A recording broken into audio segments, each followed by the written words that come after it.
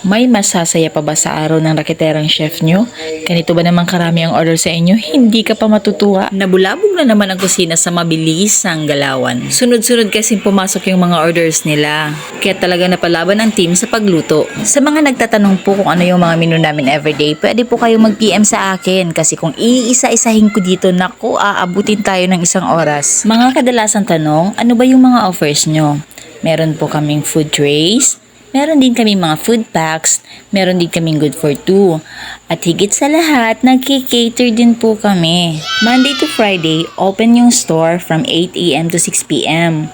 Yung Saturday naman namin, nagtatanggap din kami ng mga food trays. Sa Sunday, yes po, tumatanggap din kami pero depende sa dami ng order kasi di ba yung Sunday, family day, kaya talaga naglalaan kami ng oras para sa family. Sa mga suking-suki ko na, super thank you at hindi po kayo nagsasawang umorder sa akin. At sa mga future clients ko, excited po kaming ipagluto rin kayo.